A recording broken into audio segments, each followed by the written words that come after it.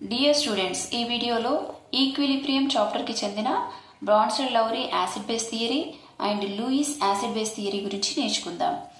చూడండి, according to Bronsted Lowry acid base theory, acid అంటే ఏంటంటే acid means proton donor. A species which can act as a proton donor is called Bronsted Lowry acid. Acid అంటే ఏంటి? Proton donor. ఏదైతే H+ అయాన్ని donate చేస్తుందో వాటిని ఏమంటారు? Bronsted Lowry acid అంటారు, లేదంటే సింపుల్ గా బ్రాన్స్టెడ్ యాసిడ్. బ్రాన్స్టెడ్ యాసిడ్ అంటే ఏంటి? H+ అయాన్ డోనర్ లేదంటే ప్రోటాన్ డోనర్. ప్రోటాన్ డోనర్ ని బ్రాన్స్టెడ్ యాసిడ్ అంటారు. ఎగ్జాంపుల్ చూడండి, CH3COOH acetic acid, CH3COOH acetic acid and HCl అంటే హైడ్రోక్లోరిక్ యాసిడ్. ఇక్కడ CH3COOH ఏమవుతుంది? CH3COO మైనస్ అండ్ H+ గా రిలీజ్ అవుతుంది, అంటే ఇది H+ ని ఇస్తుంది. HCl అంటే H+Cl minus, it can donate H+ ions. కాబట్టి వీటిని ఏమంటారు? బ్రాన్స్టెడ్ యాసిడ్స్ అంటారు. నెక్స్ట్ చూడండి, బ్రాన్స్టెడ్ బేస్ అంటే proton acceptor. Proton is nothing but H+ ion. Proton acceptor ఏదైతే H+ అయాన్ని తీసుకుంటుందో అలాంటి వాటిని బ్రాన్స్టెడ్ బేస్ అంటారు. ఎగ్జాంపుల్ చూడండి, NH3 అమోనియా అండ్ వాటర్. మనకు తెలుసు NH3 ప్రోటాన్ని స్వీకరించినప్పుడు ఏమవుతుంది? NH4+ అనేది ఏర్పడుతుంది, అంటే NH3 H+ అయాన్ని తీసుకుంటుంది. అండ్ అదేవిధంగా H2O ఏం ఫామ్ అవుతుంది? H+ ని తీసుకున్నప్పుడు H3O+ గా మారుతుంది, అంటే ఇవి రెండు కూడా ప్రోటాన్ని యాక్సెప్ట్ చేస్తాయి. These two are proton acceptors, hence these are called Bronsted bases. ఇక్కడ చూడండి, NH3 అమోనియా వాటర్తో రియాక్ట్ అయినప్పుడు ఏం ఫామ్ అయింది? NH4+ అయింది, అంటే ఇక్కడ నుంచి ఇక్కడికి ఏం చేసింది? ఇది ప్రోటాన్ని యాక్సెప్ట్ చేసింది. NH3 ప్రోటాన్ని యాక్సెప్ట్ చేస్తే ఏ విధంగా మారిపోయింది? NH4+ గా మారింది. మరి ప్రోటాన్ యాక్సెప్టార్ని ఏమంటారు? బేస్ అంటారు. సో ఇది ఎలా పనిచేస్తుంది? బేస్ లాగా, బ్రాన్స్టెడ్ బేస్ లాగా పనిచేస్తుంది. అదేవిధంగా ఇక్కడ వాటర్ తీసుకోండి. వాటర్ అనేది OH- గా మారిపోయింది. OH- గా మారిపోయింది అంటే ఇది ఏంటి? H+ ని లాస్ అయింది. H+ ని లాస్ అయింది అంటే ఇది ఎలా పనిచేస్తుంది? యాసిడ్ లాగా పనిచేస్తుంది. అంటే proton donor is called Bronsted acid.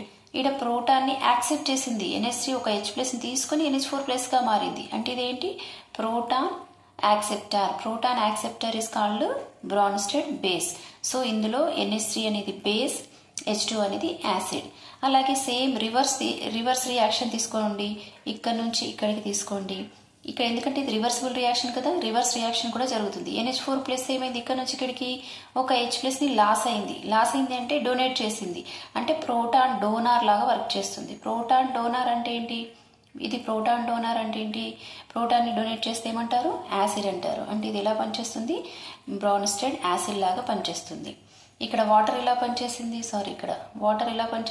Bronsted acid.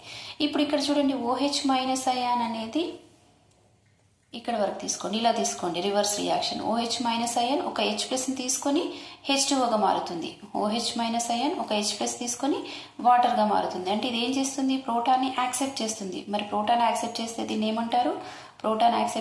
ఏమంటారు? Bronsted base. So in this total reaction NH3 is base, H2O is a acid. దానికి ఆపోజిట్ గా ఉంటాయి. ఇక్కడ NH3 నుంచి ఏమొచ్చింది? NH4+ వచ్చింది కదా, అది బ్రాన్స్టెడ్ యాసిడ్. H2O నుంచి ఏమొచ్చింది? OH-, ఇది బ్రాన్స్టెడ్ బేస్. ఇప్పుడు ఈ 2 తీసుకోండి, NH3 NH4+. NH3 NH4+ కి ఏం తేడా ఉంది? జస్ట్ ఒక H+ అయాన్ మాత్రమే తేడా ఉంది. ఆ విధంగా a Bronsted acid base pair which differ by a one proton, ఒక్క ప్రోటాన్ చేత మాత్రమే డిఫర్ చేయబడితే అలాంటి బ్రాన్స్టెడ్ యాసిడ్ బేస్ ని కాంజుగేట్ యాసిడ్ బేస్ అంటారు. అది మనం ఆల్రెడీ నేర్చుకున్నాం, కాంజుగేట్ యాసిడ్ బేస్ అంటారు.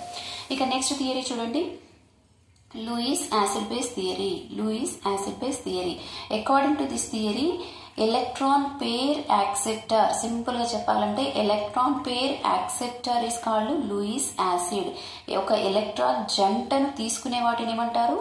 Louis acid. Electron pair acceptor, అది ఎలక్ట్రాన్ పేర్ ను యాక్సెప్ట్ చేసి ఆ డోనార్ తో కోఆర్డినేట్ కోవలెంట్ బాండ్ ని ఫామ్ చేస్తే అలాంటి వాటిని ఏమంటారు, లూయిస్ యాసిడ్ అంటారు.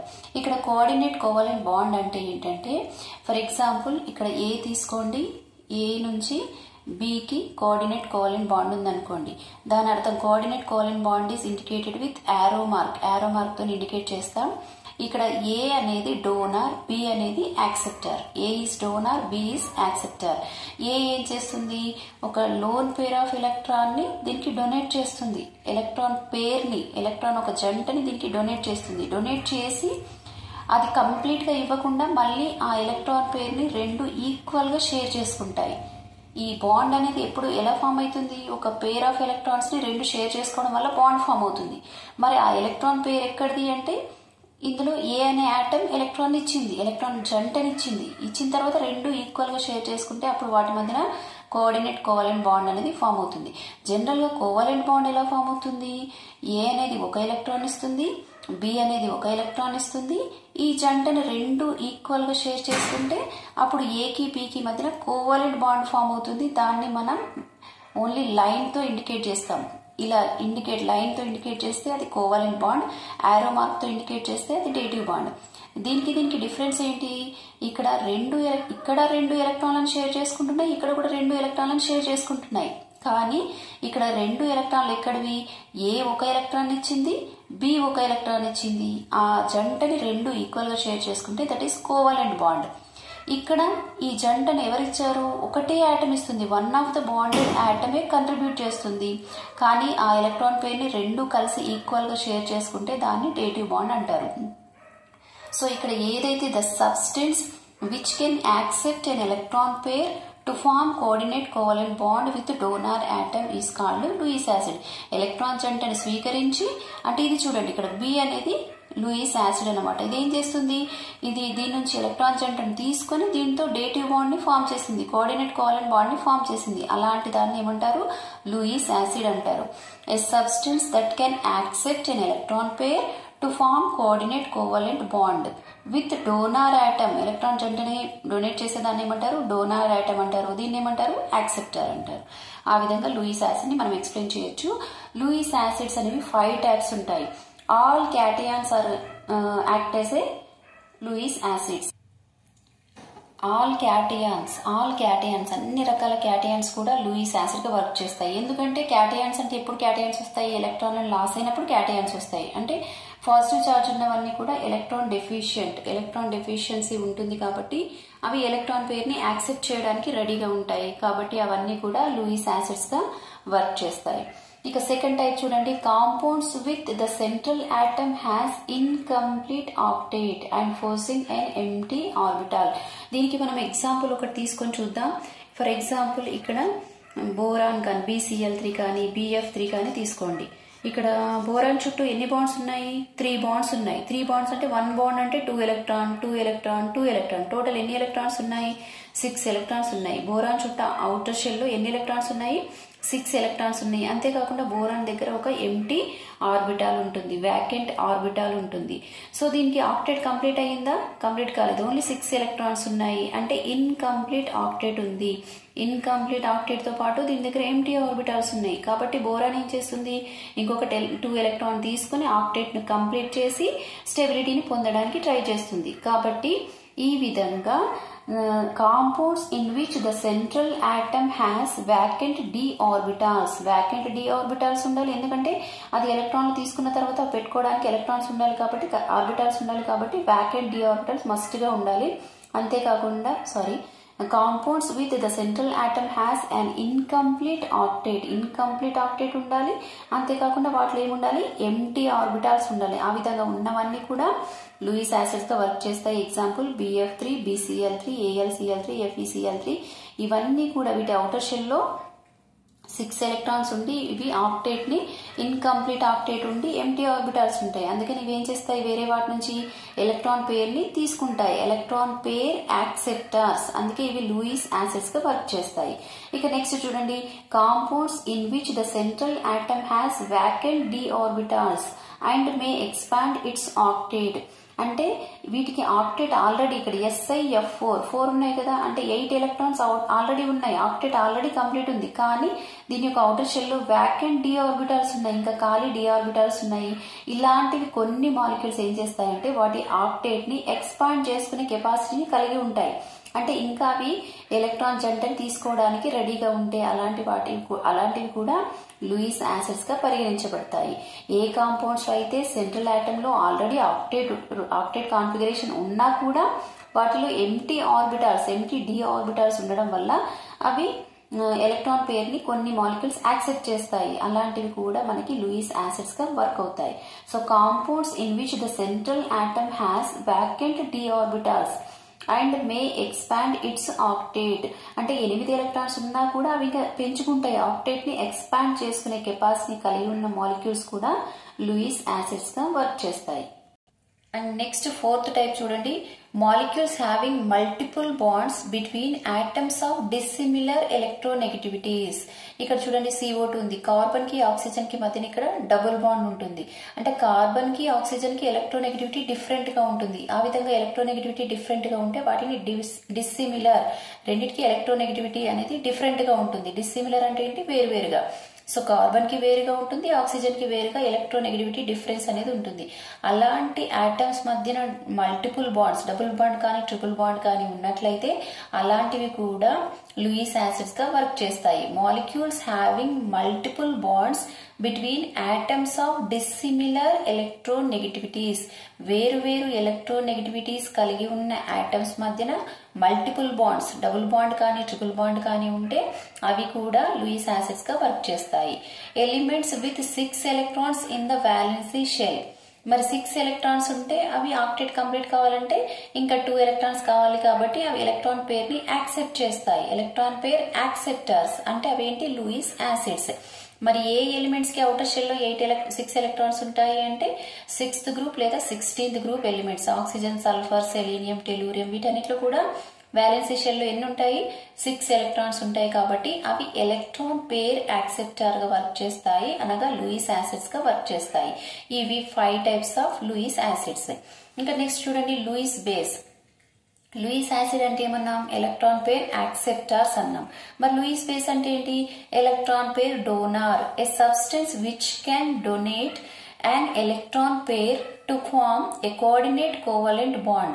ఏవైతే ఎలక్ట్రాన్ పేర్ ను డొనేట్ చేసి ఆ యాక్సెప్టర్ తో కోఆర్డినేట్ కోవలెంట్ బాండ్ ని ఫామ్ చేస్తాయో అలాంటి వాటిని లూయిస్ బేస్ అంటారు. సింపుల్ గా చెప్పాలంటే electron pair donor is called Lewis base, electron pair acceptor is Lewis acid. And Lewis bases are 3 types. All anions, ఇందాకేమనుకున్నాం, లూయిస్ యాసిడ్స్ అంటే ఆల్ క్యాటయాన్స్ అనుకున్నాం కదా, ఇక్కడ లూయిస్ బేసెస్ అంటే ఏంటి, all anions, Cl- OH- Cn- NH- F- SCn- అన్ని negatively charged ions. ఎందుకంటే negative charge ఎప్పుడు వస్తుంది, ఆల్రెడీ అది ఎలక్ట్రాన్ ని గెయిన్ చేసింది, అంటే దాని దగ్గర ఎలక్ట్రాన్ రిచ్ సెంటర్, అది ఎలక్ట్రాన్స్ ఎక్కువ ఉన్నాయి కాబట్టి అది ఎలక్ట్రాన్ పేర్ ని డొనేట్ చేయడానికి రెడీగా ఉంటుంది. కాబట్టి ఎలక్ట్రాన్ పేర్ డోనార్, అలాంటి వాటిని ఏమంటారు, లూయిస్ బేస్ అంటారు. ఇంకా సెకండ్ పాయింట్ చూడండి, molecule with 1 or 2 lone pair on the central atom can act as a Lewis base. మరి లూయిస్ బేస్ అంటే ఏమనుకున్నాం, ఎలక్ట్రాన్ పేర్ డోనార్ అన్నాం. Electron pair donor, electron pair ని డొనేట్ చేయాలి అంటే దాని దగ్గర ఉండాలి కదా, ఉండాలి కాబట్టి కనీసం 1 or 2 lone pair of electrons ఉంటే అవి కూడా లూయిస్ బేస్ లాగా యాక్ట్ చేస్తాయి. ఫర్ ఎగ్జాంపుల్ H2O చూడండి, ఆక్సిజన్ పైన 2 లోన్ పేర్ ఆఫ్ ఎలక్ట్రాన్స్ ఉన్నాయి కాబట్టి అది ఒక లోన్ పేర్ ని అది ఎవరికైనా డొనేట్ చేయగలుగుతుంది. కాబట్టి అది ఎలా పనిచేస్తుంది, లూయిస్ బేస్ లాగా వర్క్ చేస్తుంది. NH3 ఉంది, నైట్రోజన్ పైన ఒక లోన్ పేర్ ఉంది కాబట్టి అది లోన్ పేర్ ని డొనేట్ చేయగలదు కాబట్టి it act as a Lewis base. So 1 or 2 lone pairs on central atom can act as a Lewis base. అలా లోన్ పేర్ ఆఫ్ ఎలక్ట్రాన్స్ ఉన్నవి లూయిస్ బేస్ లాగా వర్క్ చేస్తాయి. యానియాన్స్ అన్ని కూడా లూయిస్ బేసెస్, ఎందుకంటే electron rich centres, negative charge ఉంది అంటే electron ని యాక్సెప్ట్ చేసినాయి ఆల్రెడీ, కాబట్టి వాటి దగ్గర ఎలక్ట్రాన్స్ ఎక్సెస్ ఉన్నాయి కాబట్టి అవి కూడా లూయిస్ బేసెస్ లాగా వర్క్ చేస్తాయి. అండ్ నెక్స్ట్ థర్డ్ టైప్ చూడండి, molecules with carbon carbon multiple bond, carbon carbon double bond కానీ ట్రిపుల్ బాండ్ కానీ ఉన్నవి కూడా మనకి లూయిస్ బేసిస్ లాగా వర్క్ చేస్తాయి. CH2 double bond CH2, ethylene కానీ ఎస్టలిన్ కానీ ఇవన్నీ కూడా లూయిస్ బేస్ లాగా వర్క్ చేస్తాయి. కార్బన్ కార్బన్ మల్టిపుల్ బాండ్ ఉన్న మాలిక్యూల్స్ కూడా లూయిస్ బేస్ లాగా వర్క్ చేస్తాయి. ఎగ్జాంపుల్ ఏంటి? Ethylene, acetylene. ఇందులో డబుల్ బాండ్ నుంచి ఒక బాండ్ లో ఉన్న ఎలక్ట్రాన్ పేర్ ని ఇది డొనేట్ చేయగలుగుతుంది. సో ఇక్కడ కొన్ని మనకి ఎగ్జాంపుల్స్ ఇచ్చారు. ఇవి లూయిస్ యాసిడ్సా బేసెసా అనేది చూద్దాం. ఇక్కడ OH మైనస్ అంటే మనం ఇందాకే చెప్పుకున్నాం negatively charged ions, all anions are Lewis bases. కాబట్టి OH మైనస్ అయాన్ అనేది ఏంటి? Lewis base. F minus anion కదా, ఇది కూడా ఏంటి? Lewis base. And H plus, all cations are Lewis acid. And BCl3 అంటే ఇది ఎలక్ట్రాన్ డిఫిషియంట్, బోరాన్ చుట్టూ 3 క్లోరిన్స్ ఉన్నాయంటే 6 ఎలక్ట్రాన్స్ ఉన్నాయి. కాబట్టి ఇది ఎలక్ట్రాన్ పేర్ యాక్సెప్టార్ అంటే ఏంటి? Lewis acid. So electron pair acceptor అంటే ఏంటి? Lewis acid. Thank you.